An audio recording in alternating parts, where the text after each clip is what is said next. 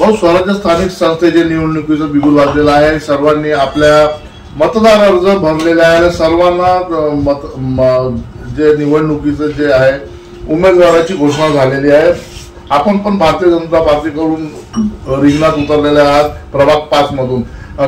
कसा काय लढा देणार आपण, कोणत्या मुद्द्यावर आपण लढा देणार, जनतेसमोर जाणार आहात? मी राजेश कृष्णाजी वानखेडे प्रभाग क्रमांक 5 मधून नगरपरिषदेची निवडणूक लढवत आहे.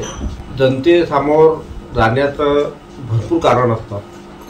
त्याच्यामध्ये विकासाचा एक बाब की आपल्या प्रभागातला विकास चांगल्या रीते आणि कसा करता येईल.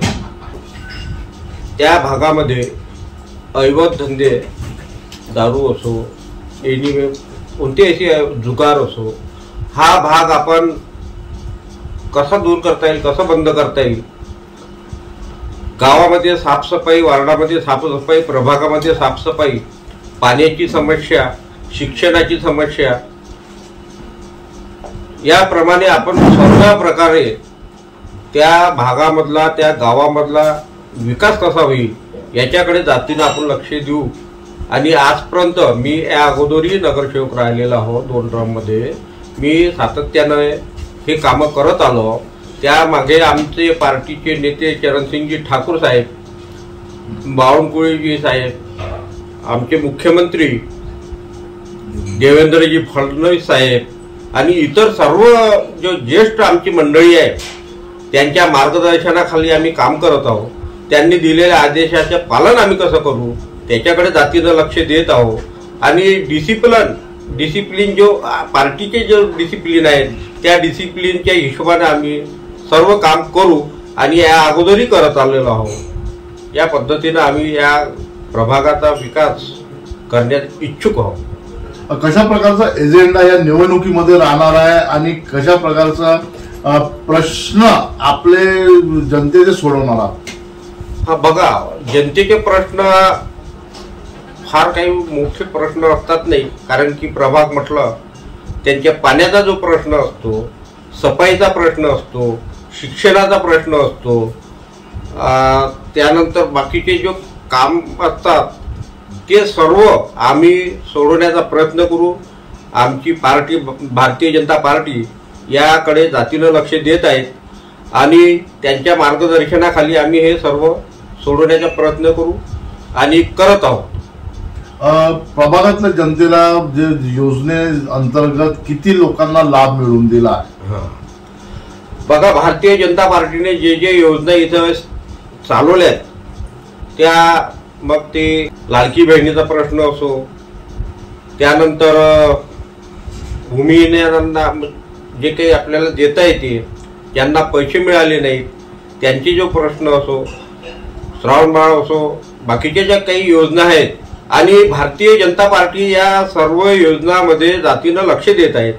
आमचे पालकमंत्री चंद्रशेखरजी बावनकुळे साहेब, चरणसिंगजी ठाकूर साहेब, मुख्यमंत्री साहेब हे सर्व जातीनं प्रश्न देत आहे. कोणत्याही आपल्या भागातल्या, आपल्या गावातल्या, आपल्या देशातल्या लोकांना कुठल्याही प्रकारचा त्रास होऊ नये या पद्धतीने ते सर्व कार्यरत आहे. त्यांच्या मार्गदर्शनाखाली आम्ही काम करत आहोत.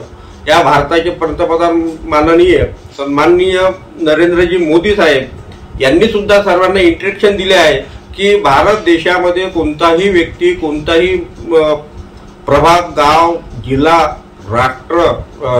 राज्य ह्या सर्व भागामध्ये आपण चांगल्या रीतीनं विकास करावा. कोणत्याही व्यक्तीला, कोणत्याही नागरिकांना कोणत्याही प्रकारचा त्रास झाला नाही पाहिजे. या सर्व बाबीकडे भारतीय जनता पार्टी ही जातीनं लक्ष देत आहे. बेरोजगारी, इस्पितळ सारखे थोडंसं इथे कमी आहे.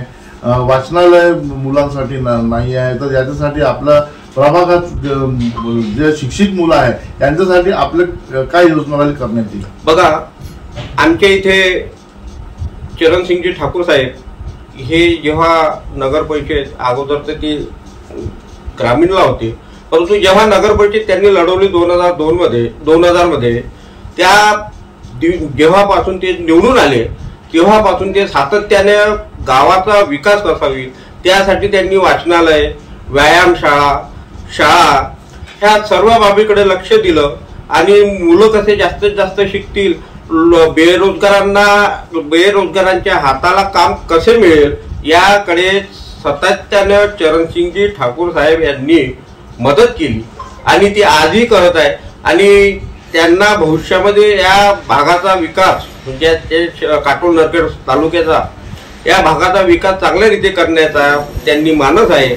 आणि हा भाग आम्ही कसा चांगला करू हे सातत्यानं ते करत आहेत. या अगोदरही ते नगर परिषदमध्ये होते तेव्हाही त्यांनी भारतामध्ये 5व्या क्रमांकावर काटोल नगरपालिका ही मिळवून दिली. या पद्धतीने हे सर्व ते करत आहे. आपलं काय वाटतं या निवडणुकीमध्ये आपलं किती म्हणजे पॅनलचे किती लोक निवडून येणार, काय कसं वाटतं? बघा, भारतीय जनता पार्टीचे एवढं मोठं काम आहे या भागामध्ये, त्यामुळे जास्तीत जास्त उमेदवार या काटोल आणि नरखेड, मोहोळ आणि कुन्हाई इथे जे होऊ घातलेल्या निवडणुका आहेत या भागामधल्या सर्वात जास्त भारतीय जनता पार्टीचे उमेदवार निवडून येतील असे आमची मानस आहे. आपल्या प्रभागाच्या जनतेला, आपल्या मतदारांना काय एक आव्हान आणि काय एक संदेश आपण देऊ इच्छितो? प्रभागातल्या लोकांना संदेश हा द्यायचा आहे की आज होणाऱ्या निवडणुकीमध्ये तुम्ही आम्हाला सर्व जे काही उमेदवार आहेत त्यांना बहुसंख्येने निवडून द्या. राहिलेला मग तुमचे जे समस्या आहेत, अडचणी आहेत, बाकीच्या जे काही बाबी आहेत त्याच्यामध्ये आम्ही जी 24 आवर्स काम करण्यात तत्पर आहोत. तुम्हाला कोणत्याही प्रकारचा त्रास होणार नाही ही आमचं एक मानस आहे, आमचा संदेश आहे.